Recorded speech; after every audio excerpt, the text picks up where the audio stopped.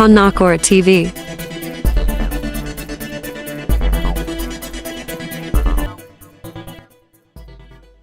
Kanokra TV.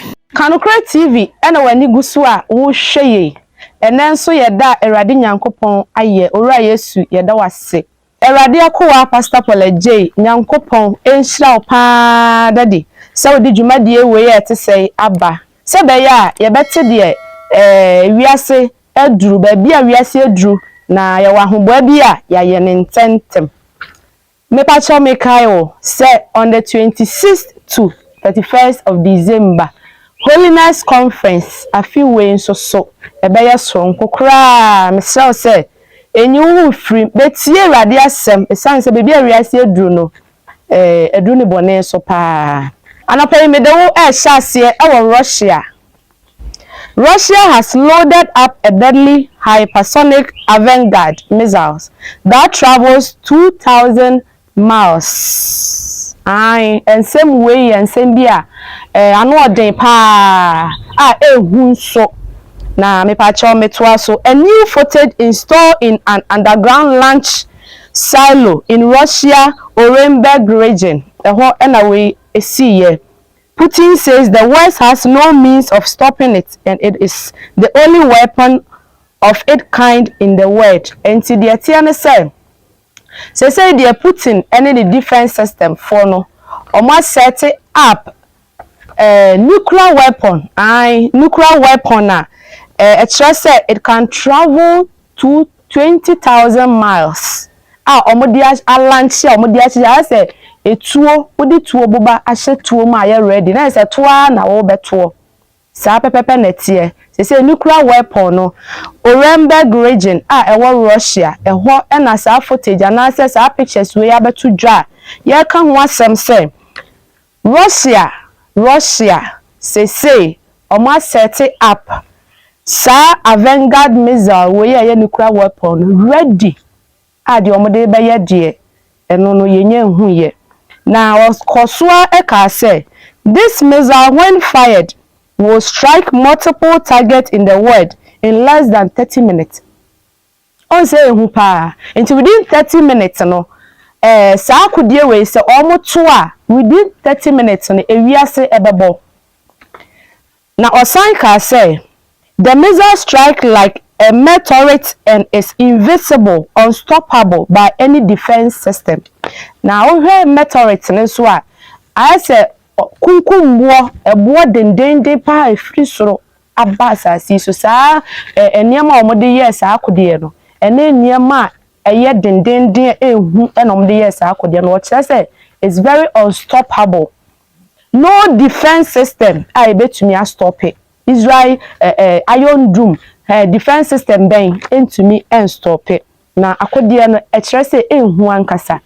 Na baby Russia for beto akode akwa yeni but the minimum say so omo to akwa Russia Ukraine omo to akwa Israel baby o beto akobia no amaman western world ene omo maka ne they will not sit idle and watch and know the third world war ebeba said the radio akwa de bia na lugusu a wo kan eto da wo kan ya na nipa bi ntiase said the moment Russia will fire this missile na say nuclear weapon na ewiase bebo third world war na ena ebe hyase no mesrew so we be obibi ya ye ne ntentem pa it sounds a third world war no we don't know when it will happen but it can happen anytime entina meto nsa from say on the 26th to 31st bra the share radio kwa Pastor Paul J ene ne na penfo na omo nkyerɛkyerɛ ye how a yebesi aboaboa ye ho ne ye de atwen Awurade Yesu Kristo emaaye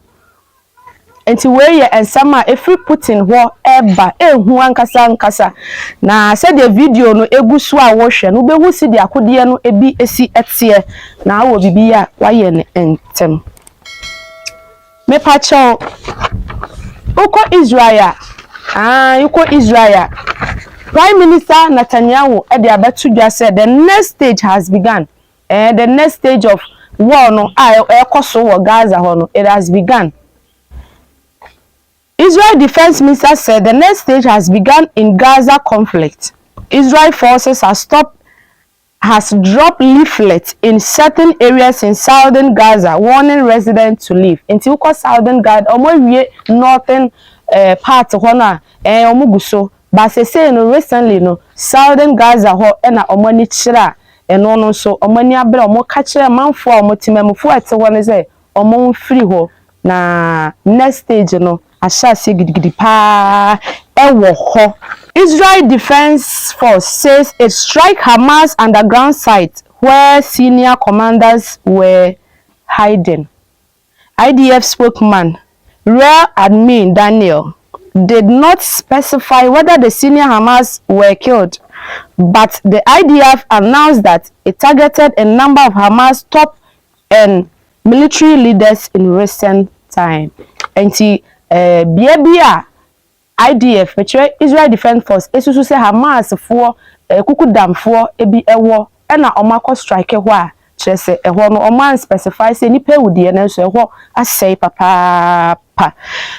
Indonesia president enso de assembly abeto President Joe Biden enimu efa Gaza entokwa na say Israel ni Hamas entokwa nimu na ye ka Indonesia a Muslim majority of Indonesia people are Muslim word. On what to hold them say on kwani obi a okasa President Joe Biden ebeti nti omu nyama no na so omu ba ode beba beto nanim eho na ode abeto Joe Biden nanim say ceasefire no or say a year at all costs immediately effectively or say ceasefire no a year ejuma ewo Gaza ho sebe ya enipa na ewu no ano den na eto entwa ewo ho mepa chow enche bia na yete say Israel Defense Force member ba commission Israel soldier ni ba Hamas for eche no so a woka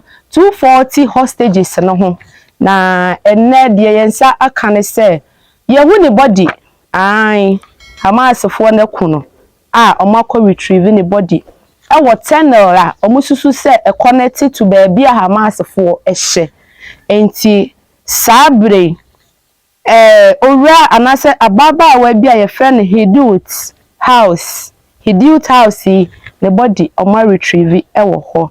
The Israel Defense Force has claimed it has found the body of one of 240 hostages it says Hamas is holding captured in Gaza. And Omochre say Israel troops have swept for evidence of Hamas military infrastructure. Al-Shifa Hospital. On say obehuana ye say Israel for akobombe hospital. Israel for akoblast mosques. Israel for akoblast innocent civilians. The tiene say eho na Hamas for no edi wo mudwuma ahodo nyina enunti na saade no koso na Benjamin Netanyahu, the Israel Prime Minister, has said Israel is doing all it can to minimize civilian casualty in Gaza but had not been successful and laid the blame on Hamas. Inti ebede na ye because ukwa hospital na mwako setting weapons ene ne mwakodi ahodo ewo hospital na matutu form na mo hyehyemu a ebeye den ebema adwuma no ayeden sa na Prime Minister Benjamin Netanyahu ede ababe tuja. Now Israel Defense Force says they have found a tunnel shaft used by Hamas militants at Gaza El-Shifa Hospital. The IDF claimed the hospital is used by Hamas to run its military operation, an assertion backed by the US earlier this week.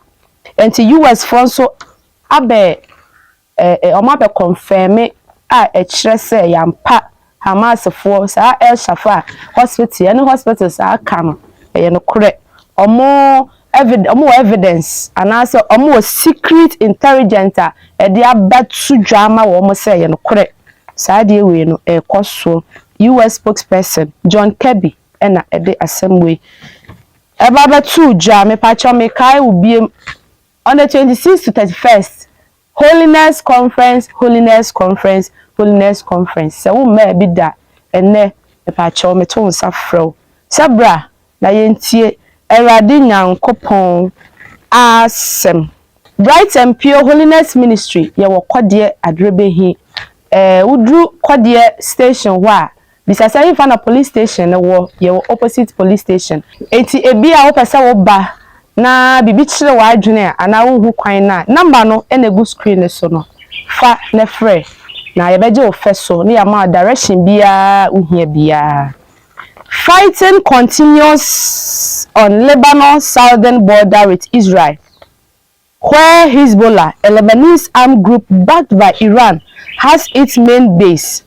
The IDF says 2 mortars launched from Lebanon landed in open territory in northern Israel this week. Meanwhile, the IDF said they have struck back at the source of the launch. Anthony, ntokwana ekoso wo Lebanon ho pa. Hezbollah for no omo nti jai.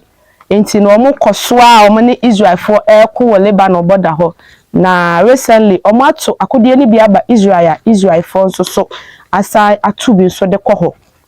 Eno no de ekoso wo Lebanon ho nti ho nso so nyoye. Ho nso enyoye ntokwana ekoso pa e wo Lebanon ho.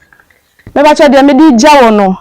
Yete say President Joe Biden, one China President Xi Jinping, Asia, omukotwe enkomo ana omukunya nketahudie na nketahudie no de course bi na Kanokre TV yenso so ya summarize na ye de bi brewo.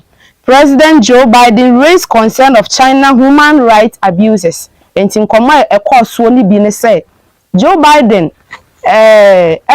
to President Xi Jinping animo say human rights abuses na ekoso China no wonhwe pa no wonye hu bibi efe so ntokwane mu no omuditum said there have to be a military to military communication sebeya omo hono mu asrafo any US asrafo no omo kasae mu no ana omo nkomodie no ebeye sonko improvement bebem sebeya ne manyina ebeto din ede ama wo mo na honum so yehu ne say American fo ni bi detained in China. American fo ni bi nso ewo China fo akachi a eno nso so wo kan ho asem sebeya sa nkrofo ni nyina ye bejai wo mo.